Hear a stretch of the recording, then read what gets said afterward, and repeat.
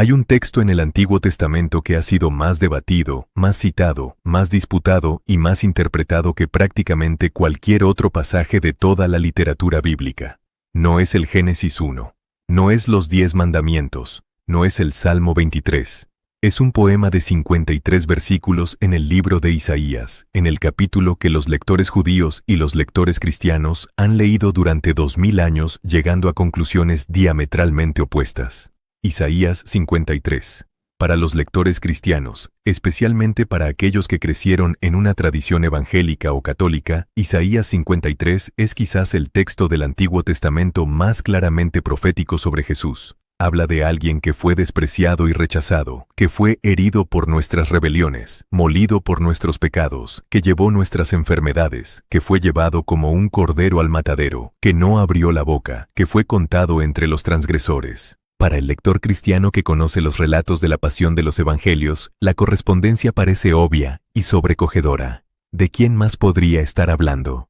Para los lectores judíos, la misma pregunta tiene una respuesta completamente diferente, respaldada por 2000 años de interpretación rabínica, por la gramática del texto hebreo, por el contexto inmediato del libro de Isaías, y por la historia de cómo este pasaje fue leído antes de que el movimiento cristiano existiera. Y la respuesta judía es: el siervo sufriente de Isaías 53 es Israel, el pueblo judío mismo, el que sufrió entre las naciones, que fue despreciado y rechazado por los gentiles, que llevó sobre sí el peso de una historia de persecución y cuyo sufrimiento finalmente será reconocido. Para entender por qué esta interpretación tiene el peso que tiene, y para entender por qué la disputa es tan profunda, hay que comenzar donde siempre hay que comenzar, con el texto en su contexto. Isaías es uno de los libros más extensos del Antiguo Testamento. Sus 66 capítulos abarcan un periodo histórico enorme y presentan algunas de las visiones proféticas más poderosas de toda la literatura bíblica. Los académicos han debatido durante 2 siglos si el libro fue escrito por un solo autor o por varios, y la mayoría de los estudiosos críticos contemporáneos identifican al menos 2 grandes secciones. Los capítulos 1 al 39. Asociados con el Isaías histórico del siglo Queno, antes de Cristo, que vivió durante la crisis asiria, y los capítulos 40 al 66, que parecen provenir de un contexto diferente, el exilio babilónico del siglo VI. Para nuestros propósitos, lo importante es que Isaías 53 pertenece a esa segunda sección y aparece en un contexto específico que raramente se menciona cuando el capítulo se cita de manera aislada. Isaías 53 no es un capítulo independiente. Es la culminación de lo que los académicos llaman los 4 cantos del siervo, pasajes en Isaías 42, 49, 50 y 52-53, que presentan a una figura misteriosa llamada el siervo del Señor. En el primer canto del siervo, en el capítulo 42, el siervo es explícitamente identificado. Tú eres mi siervo, Israel, en quien me gloriaré.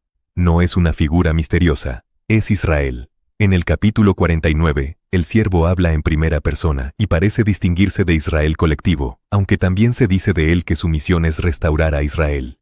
En el capítulo 50, el siervo describe su experiencia de sufrimiento y rechazo, y en el capítulo 52-53 llegamos al cuarto canto, el más elaborado y el más debatido. El texto de Isaías 53 comienza con una pregunta que establece la estructura de todo lo que sigue. ¿Quién ha creído a nuestro anuncio? ¿Y sobre quién se ha manifestado el brazo del Señor? La voz que habla en primera persona del plural, el nosotros que hace el anuncio, describe al siervo. No hay belleza en él, ni esplendor para que lo miremos, ni aspecto que lo haga deseable. Despreciado y rechazado entre los hombres, varón de dolores, experimentado en quebranto. Ciertamente llevó él nuestras enfermedades y sufrió nuestros dolores. Fue herido por nuestras rebeliones, molido por nuestros pecados. El castigo de nuestra paz fue sobre él, y por su llaga fuimos nosotros curados. Todos nosotros nos descarriamos como ovejas, cada cual se apartó por su camino, mas el Señor cargó en él el pecado de todos nosotros. Angustiado él, y afligido, no abrió su boca. Como cordero fue llevado al matadero, como oveja delante de sus trasquiladores, enmudeció y no abrió su boca. El texto continúa describiendo una sepultura entre los impíos, una tumba con los ricos, y luego, de manera sorprendente, una restauración. Verá su descendencia, prolongará sus días. El Señor querrá prosperar en su mano. Verá el fruto de la aflicción de su alma, y quedará satisfecho. Ahora bien, La pregunta central es, ¿quién es el sujeto de todo esto? ¿De quién habla el texto? La interpretación judía clásica, articulada con claridad en el Talmud, en los comentaristas medievales como Rashi, y en la tradición rabínica en general, sostiene que el siervo del capítulo 53 es el pueblo de Israel. El nosotros que describe el sufrimiento del siervo son las naciones gentiles, los pueblos del mundo que finalmente reconocerán que el sufrimiento que infligieron sobre Israel fue injusto, que Israel sufrió por las iniquidades de las naciones, que el desprecio con que trataron al pueblo judío fue un error monumental. En esta lectura, el texto es una visión profética del reconocimiento escatológico de las naciones. Al final de los tiempos, los pueblos del mundo admitirán que el pueblo que despreciaron, persiguieron y mataron era en realidad el pueblo portador de la luz de Dios. Esta lectura no es una invención posterior para defender al judaísmo del argumento cristiano. Tiene raíces en el texto mismo. Israel es llamado siervo del Señor repetidamente en el libro de Isaías, y la identificación explícita que aparece en el capítulo 42 crea un marco de lectura poderoso para toda la secuencia de los cantos del siervo. Además, el sufrimiento descrito en Isaías 53 corresponde poderosamente con la historia del pueblo judío, despreciado entre las naciones, llevado como si sus sufrimientos fueran merecidos, silenciado por la violencia, contado entre los transgresores, aunque no hubiera hecho violencia. Los comentaristas medievales judíos que desarrollaron esta interpretación con mayor profundidad no eran pensadores ingenuos ni estaban simplemente reaccionando al argumento cristiano. Rashi, el rabino del siglo XI, cuyo comentario bíblico sigue siendo una referencia fundamental en la tradición judía, argumenta sistemáticamente que el siervo del capítulo 53 es Israel colectivo, y que el nosotros que habla en el texto son las naciones del mundo que finalmente reconocen el error de haber tratado al pueblo judío como merecedor de su sufrimiento. Para Rashi, el texto es una visión profética del momento en que los opresores de Israel admitirán su injusticia. El sufrimiento del siervo no es voluntario ni redentor en el sentido cristiano. Es el sufrimiento injusto de un pueblo inocente, que finalmente será vindicado. Nachmanides, el rabino catalán del siglo XIII, que vivió en un período de intensos debates teológicos entre judíos y cristianos en la corte de Aragón, dedicó considerable atención a Isaías 53 precisamente porque era el texto favorito de los misioneros cristianos en sus disputas con los judíos. En la famosa disputa de Barcelona de 1263, Nachmanides fue convocado por el rey Jaime I para debatir con el converso judío, Pablo Cristiani, sobre las afirmaciones del cristianismo. Isaías 53 fue el texto central del debate. Nachmanides argumentó que el texto, leído en su contexto hebreo y en la tradición interpretativa judía, no habla de un Mesías sufriente que muere por los pecados del mundo, sino del pueblo de Israel.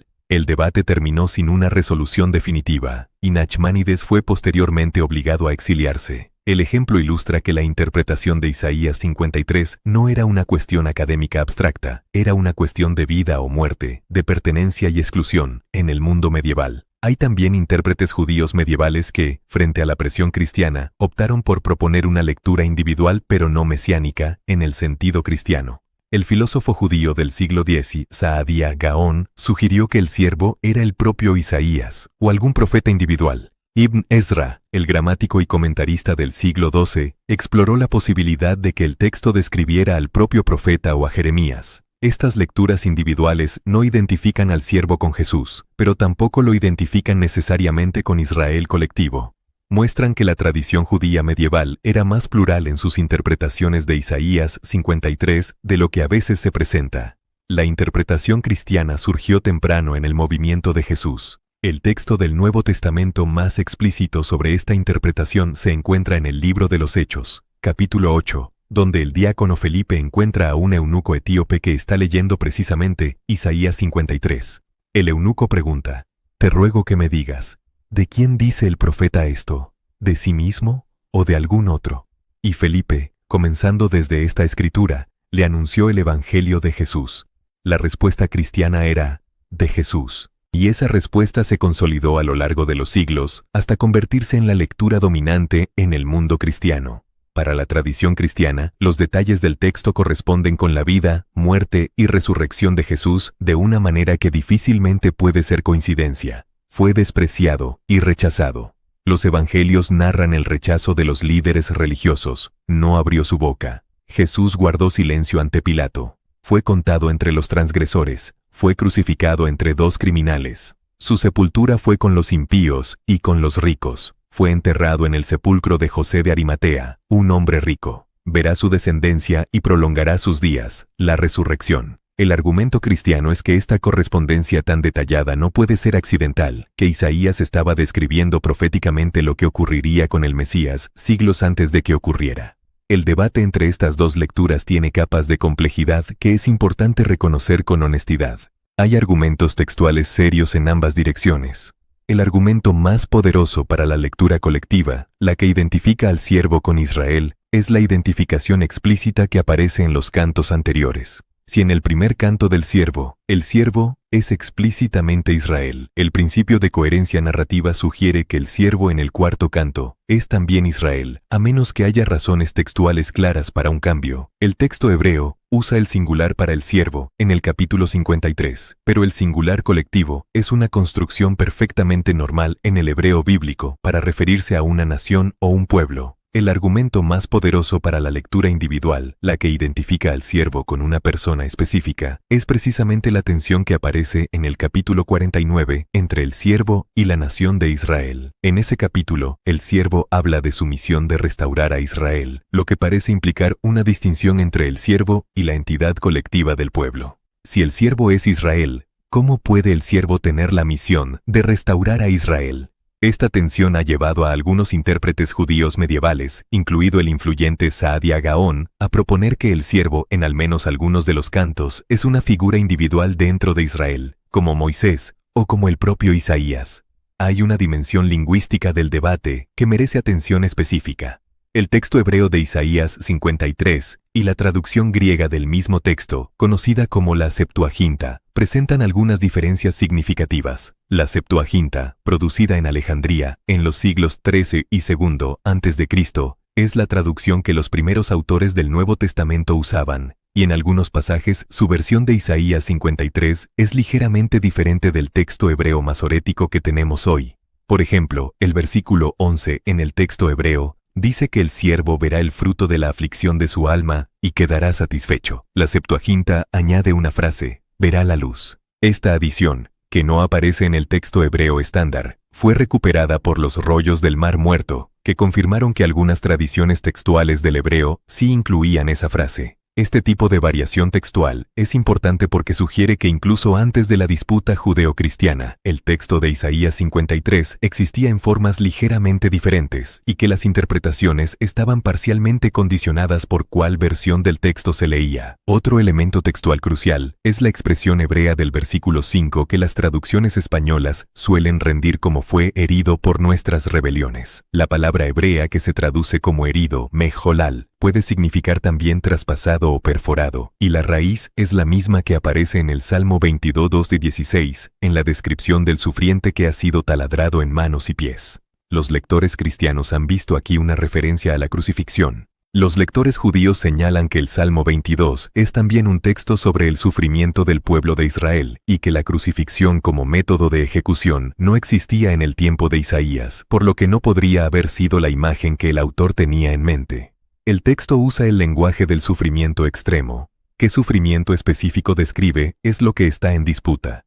Lo que sí es históricamente documentable es que antes del nacimiento del movimiento cristiano, algunos textos del judaísmo del Segundo Templo sí esperaban un Mesías sufriente. El Talmud mismo, en el Tratado Sanedrín, menciona la expectativa de un Mesías del linaje de José, que moriría antes de que el Mesías del linaje de David estableciera el reino. Esta tradición del Mesías sufriente dentro del judaísmo sugiere que la lectura cristiana de Isaías 53 como referida a un individuo que sufre no era completamente ajena al horizonte de expectativas del judaísmo del primer siglo, aunque la identificación específica con Jesús sea exclusivamente cristiana. Hay un dato histórico que merece atención especial y que raramente aparece en las discusiones populares sobre Isaías 53, los rollos del Mar Muerto, descubiertos en las cuevas de Qumrán en 1947. 11, incluyen una copia completa del libro de Isaías, que data aproximadamente del siglo I a.C.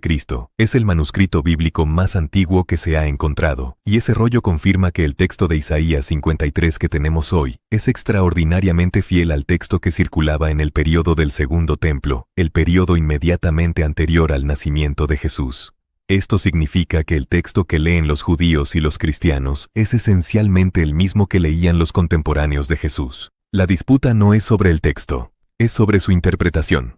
Otro dato importante, la comunidad de Qumrán, que produjo los rollos del Mar Muerto, parece haber tenido un interés especial en los textos del siervo de Isaías, y algunas de sus propias composiciones muestran influencia de este lenguaje. Pero la interpretación que hacían de estos textos en el siglo I a.C.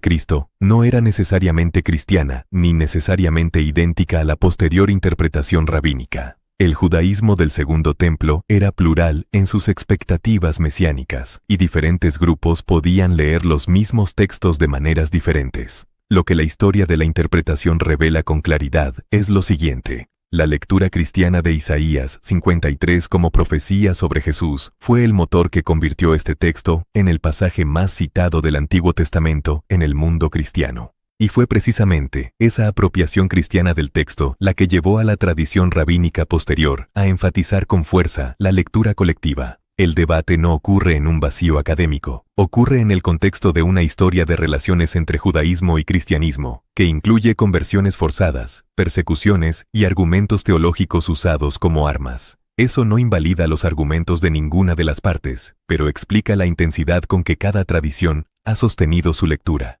¿Qué dice el texto finalmente, si se lee con la mayor honestidad posible? El texto de Isaías 53 es poéticamente denso, teológicamente profundo y deliberadamente abierto en algunas de sus referencias. Describe el sufrimiento de una figura que lleva el dolor ajeno, que es injustamente castigada, que guarda silencio ante sus acusadores y que experimenta una restauración posterior a la muerte. Esa figura puede ser leída como Israel sufriente entre las naciones, y esa lectura tiene sólido apoyo textual y contextual. Esa misma figura puede ser leída como el Mesías que sufre vicariamente por el pecado humano, y esa lectura también tiene argumentos textuales que no pueden descartarse fácilmente. Lo más honesto que se puede decir es que Isaías 53 es un texto que la historia ha demostrado ser suficientemente rico como para sostener ambas lecturas sin agotarse en ninguna. La tradición cristiana encontró en él el marco para entender lo que ocurrió con Jesús. La tradición judía encontró en él el marco para entender lo que le ocurrió a Israel a lo largo de los siglos.